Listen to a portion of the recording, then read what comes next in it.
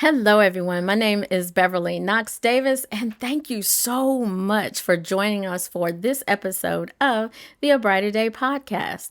We are so excited to be here with you today. And as you all know, I'm the founder and president for A Brighter Day Outreach, as well as the historic Hoskins Coalition Group. So, welcome here today.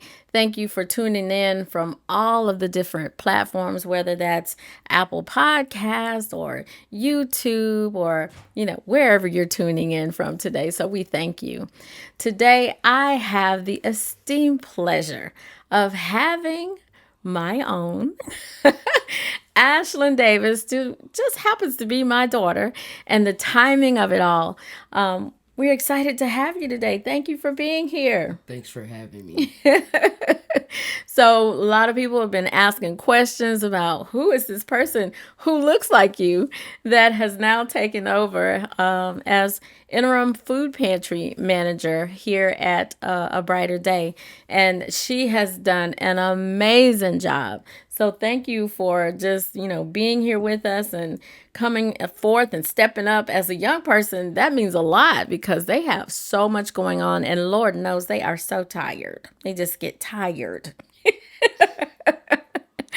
So, Miss Ashlyn, the people want to know all about you. So tell us about you, your family life, background, aspirations, goals. We want to know it all. Who is the new interim food pantry manager for A Brighter Day? Well, my name is Ashlyn Davis. I'm 24. Um, I was born here in Charlotte, North Carolina, born and raised. I own my own business called We Too Little Apparel that I also do on the side. So, therefore, that might be a reason why I'm so tired. Um, but yeah, um, I come from a single parent household. Um, my mom did it all. She put me and my brother both through college, and now I have my IT degree in from North Carolina Central University. Eagle Pride. And currently am seeking a IT position to further my IT career, and looking forward to what God may bring for that. And for now, I'm just looking more into just expanding my brand and working here at the food pantry and getting in touch with those who are in need of goods and services, especially in this type of economy that we're in. I know the struggle. I've been through the struggle. Um, my mom also made sure we never went without. So at the end of the day, I think this is a great asset to this community. And I was always at my nana's house, right there on the corner. During the summer, my mom would let me and my brother bring our bikes down here, and we would play with our friends and everything like that. So I kind of grew up in this neighborhood as well too. So just to see all the different people I get to meet throughout the day is kind of it's a good thing, and it warms my heart just to hear all the great things those have to say about the food pantry and how it helps them and their families as well. So um, yeah, I'm just looking to grow uh, mentally, physically, emotionally, and to keep striving with the things I have at the food pantry and going on outside of that. So. All right. So, how Ashlyn came to us, and again, just timing of it all. I know there were going to be some questions too. We did have a prior food pantry manager, and so we have parted ways. Sometimes, things just don't align and you have to just shift. So everything has moved in a very positive direction. And to have someone that's young, the timing of it all, I could not have planned this any better. Not that I wanted it to happen, but Ashlyn was working in Raleigh, North Carolina, and was laid off.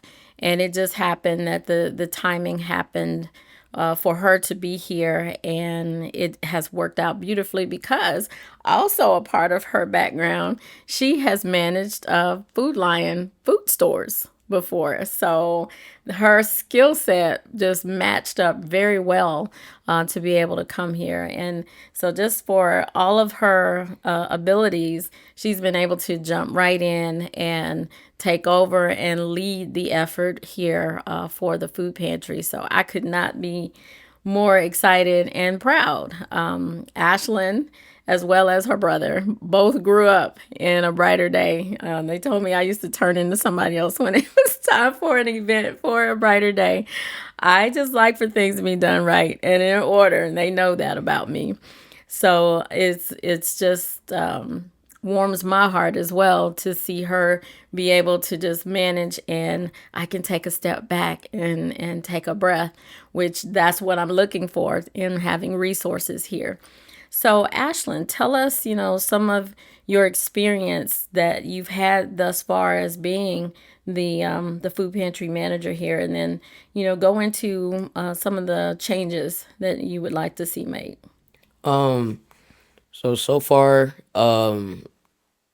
the things that I've noticed that are fairly good is simply just most of the families that do come, uh, they thank us for sure.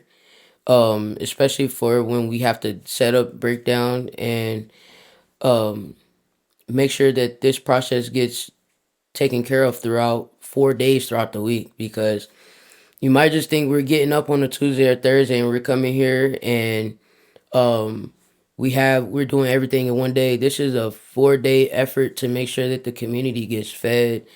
Um, on Mondays we come in, we pre-pack the bags and as far as like the perishable items go, and then the next day we're making the cold item bags for you all to, so that way it's fresh for you.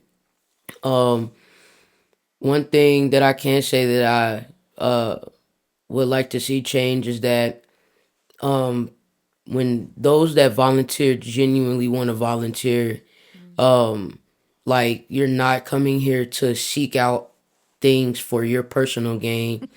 You're really coming here to put the work in, because like my mom said, I grew up in a brighter day. I know what this takes. I've seen people come and go. I've seen the amount of volunteers that literally just want to come just to get a plate of food, or they want to come to just get a free bag out the pantry, or whatever the case may be. And that's not fair to the families that are in need, that do need these items. Not saying that those who come and volunteer don't, but it isn't a cash grab type of situation. We're here to serve the Hoskins community, not our personal needs that we want. So that's the main thing I want to see change, is to have genuine volunteers that want to come here to give up their free time to put effort into this community to make sure that the families get what they need, because I'm doing the same here. I'm coming here and I'm putting my best foot forth to make sure that these families get what they need. And I will hope that the energy that I'm giving, it seems genuine and it seems real, which it is, because I don't want anyone out here to struggle. I don't want to see anybody struggle. So that's the main thing I would want to see change, is volunteers that genuinely want to come volunteer for the Hoskins community for a brighter day outreach, and for the food pantry as well. Like, definitely want to see some change in that. So And you all have heard me say this before, my made up term, but it is such a true term, and that's volunteer. We just can't and don't have space for volunteers. And definition is exactly, what Ashlyn has pointed out. And, we've had to call some people out, and, part of, some of the leadership changes. We've had to make sure that what comes here to serve this area, it's truly going to those that are in need, and not for any other personal gain. So enough about that. That's the part that we really don't want to spend any time talking about. But we've had to put some real processes in place to ensure that we're not getting got, right? yeah. Because I tell you, there are some folks that will come here and they have a system in place where I'll come on Tuesday if you'll come on Thursday. So we've had to change up our process to do some checks and balances to make sure that none of that is happening to where people are getting more than what they should because you come one time a week. And we also know that people are going to multiple food pantries and sometimes don't even have the common courtesy to take that stuff out the car before they pop that trunk and say, put it beside the stuff that's already in the trunk. So when I tell you there's some folks working the system, and I hear it from multiple community leaders. So what are some things that would make a real true blue volunteer want to come and be a part of what we have here at the A Brighter Day Food Pantry? I think that first they would want to understand the message here first. If that's a message that you feel like you are able to walk in on a day in day out basis, then that means this could be an opportunity for you. Um, Also, just coming in with great energy. I feel like I bring great energy. I thank my volunteers every day when they come. I appreciate the time that you all are giving up just to come here to assist me, honestly.